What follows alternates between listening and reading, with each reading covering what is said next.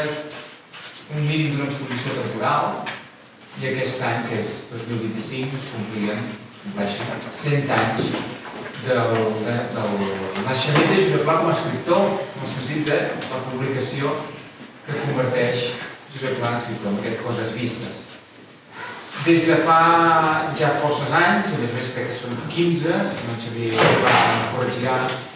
que va néixer la càtedra Josep Pla de la Universitat de Girona, en la qual la Fundació Josep Pla i el Grup 62 ja han sigut des del primer dia. La càtedra Josep Pla és la que d'alguna manera desenvolupa la recerca, la tasca acadèmica, que després la resta de gent ens cuidem de divulgar per part de la Fundació Pla al gran públic i també que estigui disponible al mercat en forma de llibres per part del Grup 62. En aquest sentit no podem començar sense agrair des de la Fundació Pla tota la feina dels col·laboradors, de les persones que sou aquí avui, que desenvolupeu feina, que ens permet a nosaltres nodrir-nos de material per acostar-nos al gran públic. I també donar les gràcies a totes les institucions que ens donen suport, des de la Diputació de Girona, l'Ajuntament de Palafrugell, el Consell Comarcal, etc. I també a la Institució de les Lletres Catalanes, el director el tinc aquí al costat. Moltes gràcies per tot el suport sostingut i no és daurar la píndola, no és gratuït, sempre hem trobat una resposta positiva i sabem que esteu al costat de les institucions culturals i literàries d'aquest país. Per tant, gràcies per ser aquí a acompanyar-nos avui. Deia que avui és una festa, perquè d'alguna manera les exposicions temporals vertebren l'activitat anual de la Fundació. Cada any busquem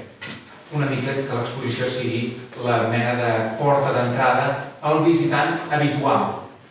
Ens agrada que la gent, els planians, puguin tornar cada any a visitar-nos. Tenim una exposició permanent, fem rutes, fem cursos d'escriptura, fem també vermuts i organitzem activitats vinculades a la cuina i al paisatge, però ens interessa que la gent torni, que vingui de forma regular. També tenim una biblioteca, la tenim just aquí sobre, la biblioteca de Josep Pla, que està oberta a tothom, que com va dir ell ha de ser oberta al públic i lliure de fanatismes, i també convidem a tothom qui ho vulgui a venir-la a fer servir com a biblioteca i també com a centre de documentació. Les exposicions ens serveixen també per mostrar els materials del centre de documentació i qui millor que vosaltres per saber la necessitat de treballar aquests materials i la necessitat de conservar-los, de custodiar-los i de posar-los a disposició. És una feina ingent, ja ho sabeu, treballem en l'epistolari, treballem en els manuscrits, però el que no té cap sentit si no es consulta. S'han de posar a l'abast. I d'alguna manera amb l'exposició també hem aconseguit poder divulgar, poder mostrar algunes d'aquestes cosetes. Parlo molt de l'exposició perquè després tindrem una visita guiada a càrrec del comissari Joan Safona, que tindrem possible per agrair tota la feinada que va fer per poder fer aquesta exposició i el magnífic catàleg que l'acompanya. Avui, ja ho sabeu, ja ho teniu al programa, vosaltres sou els protagonistes, tenim ponències, tenim taules que volem que siguin una panoràmica sobre tot el conjunt de l'univers Coses vistes. Un univers que no s'acaba el 1925, sinó que diria que s'allarga fins al 2025 i més enllà. Jo crec que no sé si tornarem a fer un acte com aquest per cada llibre, que us dic que segurament que no, perquè no acabaríem, perquè des d'ara podem estar un segle tornant a fer centenaris i no ens fa no? Ja veig en Jordi i en Xavier allà darrere que fan cara de millor que no, perquè no sé si ho aguantaríem aquest ritme. I perquè, per sort, Pla ens ofereix molts altres materials per explorar més enllà i al voltant de la seva obra publicada. Dit això, gràcies a tots els ponents i persones que participeu avui. Gràcies també al personal de suport que ens ajuda, des dels becaris i becàries de la càtedra, de la universitat, personal de la Fundació Josep Pla i també, una vegada més, a les institucions públiques i tot bé. Bon dia a tothom. Si voleu fer el centenari de cadascun dels llibres, sapigueu que comptareu amb el nostre suport i no em sembla una mala idea, tot i que seria molta feina. Jo seré molt breu perquè crec que tots hem vingut el que hem vingut, a escoltar-vos i sobretot els que sabeu de Josep Pla. Jo només volia, una miqueta en la línia del que he dit el director, agrair en nom de la Institució de les Lletres Catalanes, agrair la feina que es fa des de la Fundació Josep Pla, al seu director i a tot l'equip, als voluntaris també, perquè al final no només es tracta de preservar un llegat, sinó de fer-lo accessible, de fer-lo viu i de fer-lo dialogar amb el present. Com crec que avui veurem i ja hem vist a l'exposició i al llarg de tots aquests anys, Josep Pla permet moltes lectures, necessita ser rellegit constantment des de diferents angles i sobretot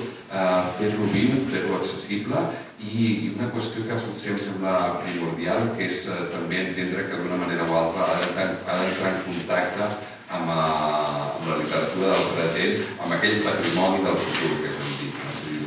perquè un autor sigui viu, perquè un autor continuï obrint paisatges i es continuï interpel·lant, és també necessari entendre que ha de ser un patrimoni viu i que ha d'alimentar el que serà el patrimoni del futur que s'està escrivint ara. La veritat és que és una meravella poder, amb l'exposició i amb el que sentirem avui, poder-nos acostar a aquest primer Josep Pla i entendre que una obra tan important, tan maca de la literatura catalana, veure com va néixer, i crec que això, el que deia al final de la jornada, veurem aquesta connexió amb escriptors que també s'han presentat el seu primer llibre, que també em sembla important, perquè no només hem de tenir una mirada al passat, sinó al present i al futur, i entendre que tots formem part d'aquesta cadena de transmissió literària. Així que jo, com a actual director de la institució, però com que hi ha el Francesc també i la institució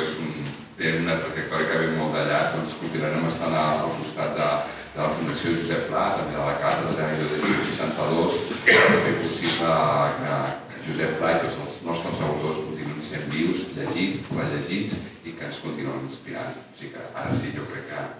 entrem en matèria. Sí.